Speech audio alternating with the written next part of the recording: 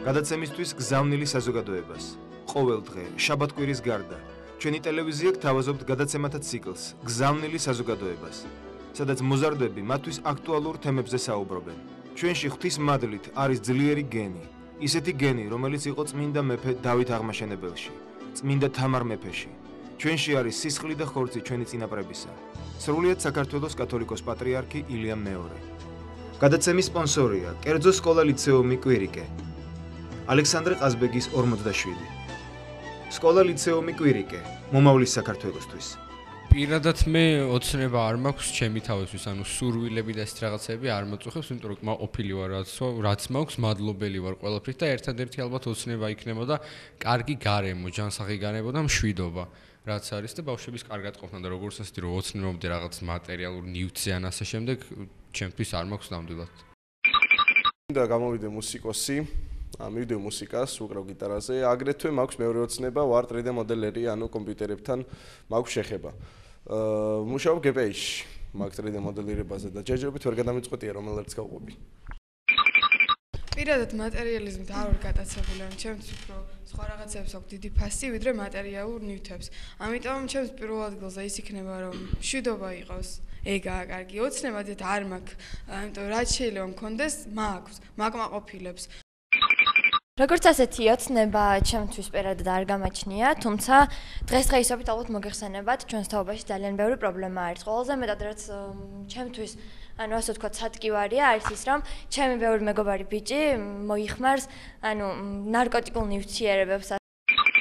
შეიძლება ნარკოტიკს არა, მაგრამ თუნდაც არსებობს მოსაწევი, რაც ანუ მათზე ზემოქმედებას ახდენს და ანუ ჩემთვის არ არის ეს მოსაწონი კი არა, ძალიან ცუდია და მწყინს ასე რა და ну, ოცნება, არ ვიცი, მაგრამ ძალიან დიდი სურვილია, რომ ეს ასე აღარ იყოს, გამოსწორდნენ და ალბათ ყველაფერი კარგად იქნება, თუ ეს მოხდება და ასევე, ну, იყოს ქვეყანაში მშვიდობა, ჩემი მეგობრები, საყვარელი ადამიანები იყვნენ კარგად და ну, ეს არის ის, რაც მსურს ყველაზე მეტად. ჩემი ოცნება ძალიან ზოგადია, მინდა რომ იყოს მშვიდობა, მქონდეს კარგი გარემო, ჩემი მეგობრები, ნაცის ახლო მეგობრები და ახლობელი ადამიანები იყვნენ კარგად, მაგრამ ასევე მაქვს სურვილი რომ იყო წარმატებული ცხოვრებაში და ფიქრობ რომ ამისთვის რაც შემიძლია იმას ვაკეთებ და ვეცდები რომ უფრო გავამართლო ყველას იმედი, ვისაც უყვარ ვარ. როგორც ასეთი ოცნება არ მაქვს, ანუ ჩემთვის ყველაზე დიდი პრობლემა ის არის, რომ ხანდახან ძალიან ხშირად მაქვს ოჯახში პრობლემები, თუნდაც იმაზე, რომ დავაგვიანე სახში და ყველაზე მეტად ის მსურს, რომ და ის მიხარია, რომ ანუ ჩემ მშობლებთან მაქვს ძალიან კარგი ურთიერთობა და რაღაც უაზრო რაღაცების გამო ვჩხუბობთ ხოლმე და ამიტომ ყველაზე დიდი სურვილია ეგ, რომ აი ვიყო კარგად და არ ვიჩხუბო ჩემ მშობლებთან.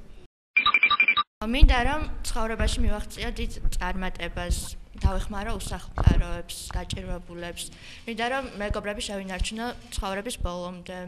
კიდევ ჩემს სურვილია არ იყოს დღესდღეობით ასეთი უსამართლობა, არ იყოს ბავშვების დაჩაგვრა, დაცინვა და მინდა რომ ყველაფერი შეუცვალო, ასე ვთქვათ.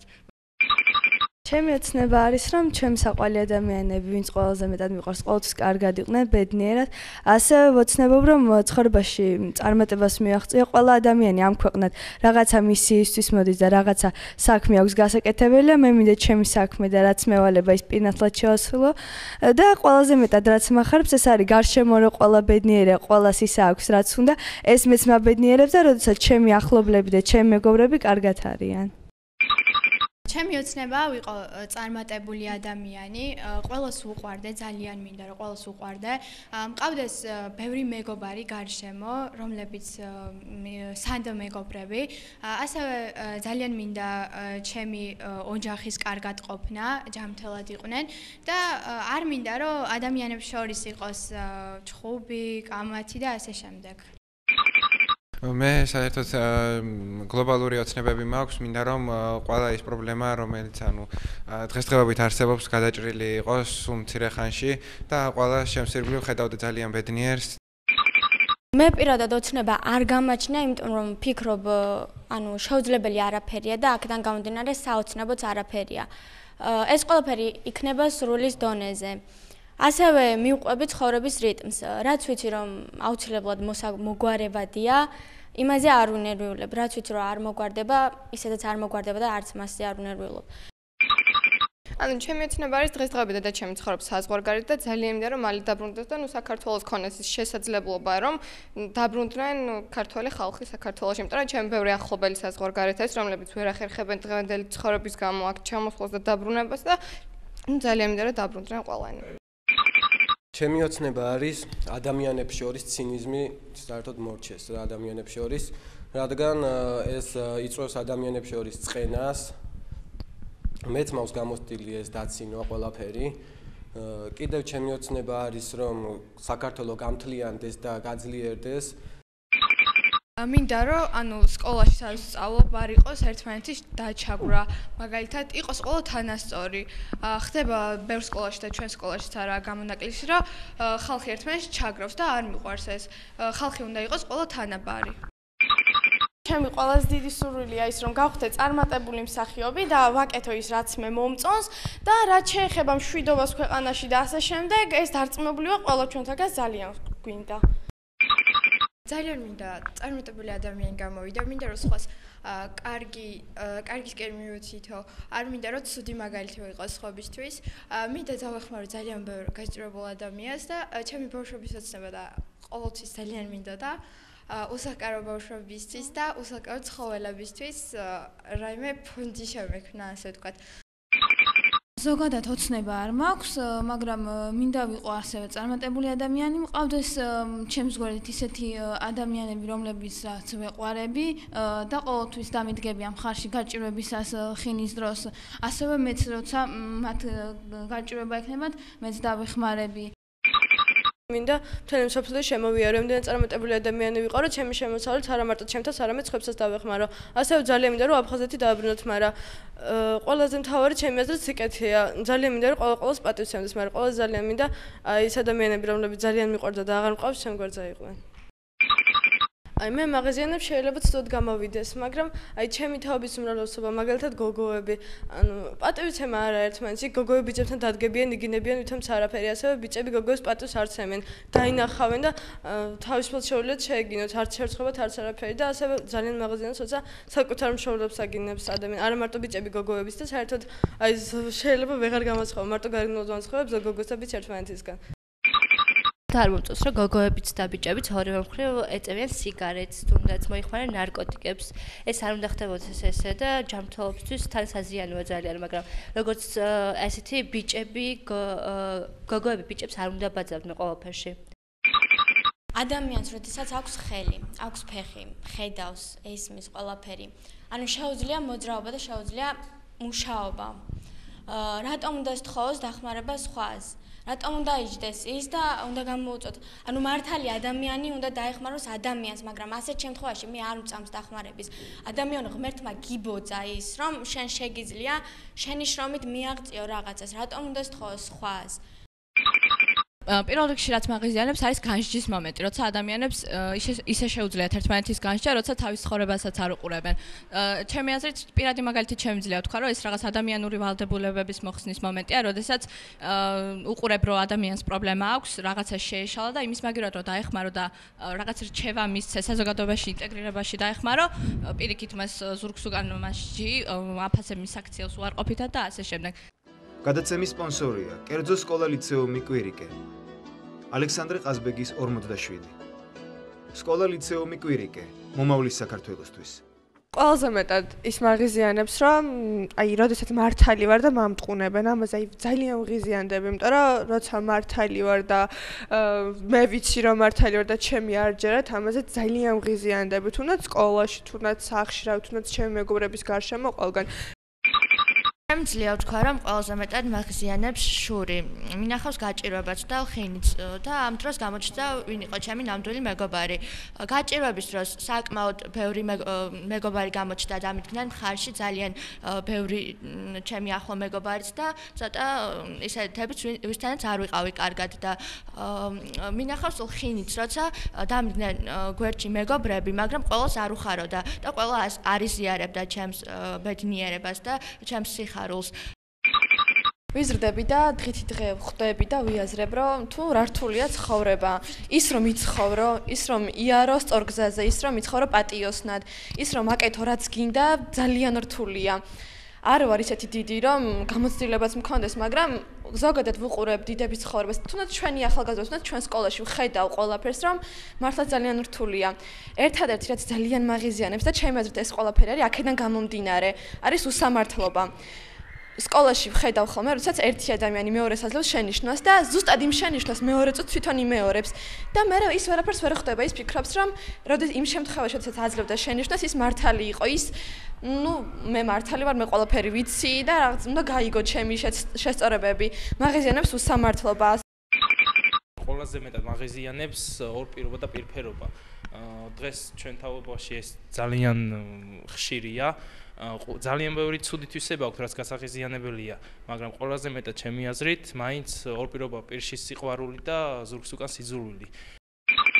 მე მაღიზიანებს ამბიციური ადამიანები, რომლებსაც თავიანთ თავზე რაღაც ძალიან დიდი შეხედულებები აქვთ, გონიათ რომ სხვაზე ბევრად მეტი არიან არა და ადამიანს მე ვფიქრობ, რომ ადამიანს არ უნდა გააჩნდეს თავის თავზე დიდი შეხედულებები, იმიტომ რომ ყველა ადამიანი თანასწორია. მაღიზიანებს ზოგადად დღევანდელი ვითარება. ის რომ ადამიანმა დაკარგა ადამიანურობა. თუ კი წლების განმავლობაში წინაპრები საკუთარი სისხლის ფასად ცდილობდნენ რელიგიის, კულტურის, წესჩვეულებების შენარჩუნებას, დღეს ამას საკუთარი ნებით ვკარგავთ თან ისე რომ არც ვაცნობიერებთ. იყო ლაპარაკი რომ გოგოსად მიუპატივცემულობაოთ ადამიანებისადმი თავის თავს ასევე არის სიყვარულზეც რომ როგორ არ უყვართ ერთმანეთი და თუ შენ არ გიყვარს შენი თავი არავის არ შეუყვარდები პირადადმა გამოცდილი თავიდანვე მეგონა პატარობიდან მაგას რომ მეუბნებოდნენ რა სისულელია ჩემი თავი როგორ არ მიყვარს ხა ვინ გაიგებს მიყვარს თუ არა ჩემი თავი და მსგავსი აზრები მაგრამ მართლა შენი თავი თუ არ დააფასე თუ არ გეყვარება და სათანადოდ არ გაუკეთე კომენტარი შენს ქცევებს და შენს ხასიათს და ნებისმიერ რაღაცა შენთან არის კავშირი სხვა არავინ არ დაგაფასებს. ზოგადად არის ესეთი გამონათქვამი, თავი იმდენად უნდა დაიფასო, რამდენადაც ღირხარ. ანუ შენ თუ არ იმსახურებ რომ დაგაფასონ, რატომ ითხოვ მისგან ამას, სხვისგან თუნდაც ამ ყველაფერს. და კიდევ არის ჩვენში ეს პრობლემა, უფროსებს არ ესმით ჩვენი. ბევრი შემთხვევა არსებობს, როდესაც უფროსები ძალიან დიდ შეურაცხყოფას აყენებენ უმცროსებს იმის გამო რომ თუნდაც ჩვენს თაობაში ვერ ვისწავლეთ ის რაც ისწავლეს მათ თავიანთ თაობაში. პრობლემა რომელიც მთელ საქართველოში არის და ყველა ადამიანში არის ეს არის სიზარმაცე. ეს ოდითგანვე იყო და ილიაც ამბობს ილიაც წერდა ამის შესახებ. სიზარმაცე არის ჩემში ყველაზე ცუდი რაღაც და ყოველთვის ვცდილობ რომ რაღაცა შევებრძოლო, მაგრამ არასდროს არ გამოდის. ყოველთვის მძლევს ხოლმე სიზარმაცე და საერთოდ მე ვარ პაციფისტი ადამიანი, არ მიყვარს ომი, არ მიყვარს ჩხუბი, რაც ძირითადად ძალიან ხშირად მომდის მე და ეს ყველაფერი მიშლის ჩემი თავის განვითარებაში. ანუ, როდესაც მაგალითს მოვიყვან ახლა, გაქვს ვიღაცასთან ჩხუბი, ხო? და აგრეთვე გაგვიანდება ან სადმე მიდიხარ, ან სასწავლად, ან რა ვიცი, კიდე მოვიყვან მაგალითს დასაკვირველად ან GPI-ში მივდივარ სამუშაოდ. ის ვიღაც გეძახის, გაქვს იმასთან ჩხუბი, გეკარგება დრო, რის გამო უაზროდ, არაფრის გამო და ეს ყველაფერი შენ გიშლის ხელს ცხოვრებაში. ეს ყველაფერი არის ასაკობრივი რა. მე ვთვლი რომ და ძალიან დიდი მნიშვნელობა აქვს გარემოს, რა გარემოში იზრდება თუნდაც ბავშვი, ანუ როგორი დონის მეგობრები ყავს და ანუ ვისთან აქვს ურთიერთობა, ძალიან დიდი მნიშვნელობა აქვს ამას რა. ჩვენს ქვეყანაში, ანუ არ ვიცი სხვაგან ასე არის თუ არა, მაგრამ ძალიან მიმბაძველობითია ჩვენი დღევანდელი ცხოვრება. ძალიან გვინდა რომ ვიყოთ ისე, ვიცხოვრთ ისე როგორც ცხოვრობენ ამერიკაში ასე და ისე, მაგრამ ანუ ჩვენ იმას არ ვაკეთებ, რომ ჩვენ უკეთესი გავაკეთოთ და აქეთ მოვგვბაძონ. ანუ ამდენს ვერ ვფიქრობთ ან არ ვფიქრობთ. დღევანდელი საზოგადოებაში ძალიან გავრცელებულია ეს აზარტული თამაშები, როგორც ინტერნეტი და ასევე კაზინოები. ეს არის ძალიან დიდი პრობლემა საზოგადოების, რადგან აზარტული თამაშები იწვევს ოჯახების დანგრევას, ურთიერთობების პრობლემას, ურთიერთობებში. აზარტულ თამაშებს მხოლოდ გართობის მიზნით იწყებენ თავდაპირველად. მაგალითად, მამაკაცები ინტერნეტში თამაშობენ მხოლოდ იმისთვის, რომ ერთობიან ამითი და მათ საქმე არ აქვთ იმ მომენტში. მაგრამ შემდეგ ეს ყველაფერი იწვევს იმას, რომ ყოველთვის ვერ იგებენ, შემდეგ ხდება წაგება, რაც იწვევს ვალებს და შემდეგ უკვე ოჯახურ კონფლიქტებს და პრობლემებს. როცა არ იქნება საქართველოში პირობები, არ იქნება ის დიდი ცენტრები თუ რაც ქვია, გასართობი ცენტრები არც იქნება ის ხალხი, ვინც დამოკიდებული გახდება ამაზე. ნუ შეიძლება არის ხალხი, რომელსაც აქვს სუსტი ნებისყოფა, არის ძლიერი ნებისყოფის ხალხი, რომელიც არ თამაშობს, მაგრამ რა ქნას იმ სუსტი ნებისყოფის ადამიანმა ერთხელ რო ითამაშებს, მორჩა იმის მერე უკვე ეფრობა ამ ჭაობში და თუ არ იქნება პირობები, შესაბამისად ვერც თამაშებს და აღარ შეექნება პრობლემები. არ უნდა იყოს აკრძალული, მაგრამ ადამიანს უნდა ქონდეს იმის შეგნება, რომ კაი შენ თავს პატივს არცემ, მთელ შენს ქონებას და შენი ვალებით ასაფარავად, მაგრამ შენს ოჯახს ხო უნდა ცე პატივი. კაც ცოლი ყავს, შვილები ყავს, შვილები ყავს, ხო უნდა ცე პატივი და ხო არ უნდა დატოვო. მარტო შეგნებაზე ნებისყოფაზე არ არის, როდესაც არსებობს ჩვენთან ასეთი საშუალება, რომ თუნდაც გაერთონ, მაგრამ მხოლოდ გასართობად არ არის. ბევრს არ აქვს იმის საშუალება, რომ ფული იშოვნოს. და როდესაც ხედავენ ასეთ რაღაცას შეუძლიათ, რომ იმაზე მეტი კონდეთ ვიდრე აქვთ და თუნდაც ორ ლარს აიღებენ, მიდიან თამაშობენ და იგებენ, მაგრამ ხშირ შემთხვევაში, ამის შედეგიც ფატალურია, ამიტომ ვფიქრობ, რომ უკეთეს იქნება თუ აღარ იქნება ასეთი საშუალებები, რადგან როდესაც ხედავ ყოველთვის გინდება თუნდაც სხვა მიზეზის გამო, ამას არ აქვს მნიშვნელობა. ის ადამიანები, ვისაც აქვთ ეს კაზინოები, თუნდაც ეს ტოტალიზატორები გაკეთებული, ამდენი აპარატურა აქვს ნაყიდი და ამით შეულობენ ფულს და ამით აჭმევენ შვილებს. იმათ რა უნდა ქნან, რომ ეს ყველაფერი დახურონ და დაკეტონ და გააფუჭონ. თემამიდის ერთ რაღაცაზე რა დამოკიდებულებაზე რა ანუ ტოტალიზატორებზე რო იყო ლაპარაკი პირველ რიგში რა თქმა უნდა იყოს ტოტალიზატორები იმიტომ რომ როცა შექმნის წინ უნდა ეფიქრათ ეგ მომენტი ანუ როცა ტოტალიზატორები უკვე არსებობს მერე რო გააუქმო ხალხი რაღაც შევა პროტესტები დაიწყოს და შიდა პოლიტიკური ისინი და თუნდაც თვითონ რა ქვია მთავრობაში და ყველაფერი და მე აიწევა ანუ ანარქიის ვარიანტი იმიტომ რომ ბევრი პროტესტი იქნება და ასე შემდეგ ანუ თვითონ დაწყების დროს უნდა ეფიქრათ ეგ და დამოკიდებულება ესეთი რაღაც არის მაგალითად მე ვიცნობ რომ თქვა სიგარეტზე იყო ლაპარაკი ანუ მე ვისაც ვიცნობ ანუ არ უნდა დანება იმიტომ ეწევიან რომ მოსწონ და არა იმიტომ რომ რა ვიცი სხვა რაღაცა რა ანუ დამოკიდებულება არის ანუ როგორც თქვა სუსტის ნებისყოფის ადამიანზეო მაგრამ არ არის მარტო ეგ რა დავეთანხმები ბავშვებს, რომ სოციალურ ქსელებში, ანუ ბავშვები ერთმანეთს წერენ ძალიან ისე, ანუ კარგი ურთიერთობა აქვს, მაგრამ რო ნახავენ ადამიანს ვერ ლაპარაკობენ და თემას ვერ არჩევენ და მაგას ისევ ჯობია, რომ ანუ Facebook-ზე მიწერო, Skype-ში დაელაპარაკო და არ ხდება რა ურთიერთობა პირადად რო ნახავ ადამიანს. ზოგადად ადამიანები ალბათ რომ წერენ Facebook-ში, არა აქვთ იმის ნებისყოფა რომ ნახავენ პირადად, უთხრან ის რასაც ფიქრობენ და ან რასაც წერენ Facebook-ში. ალბათ ეშინიათ რამის რომ ან ის შეიძლება რაღაც მოხდეს მათ შორის და წარმოშოს კონფლიქტი. სოციალურ ქსელებთან დაკავშირებით სასქეს ბავშვებმა მე არ ვეთანხმები. ადამიანი თუ დაკომპლექსებული ხარ და თუ არ შეგიძლია ადამიანთან ლაპარაკი პირისპირ არაფერ შუაში არ არის, არც Facebook-ი, არც Skype-ი და არც არაფერი. პირიქით Facebook-ით ინტერნეტით მაინც ელაპარაკები და მაშინ მაინც გვიღოსასთან ურთიერთობა.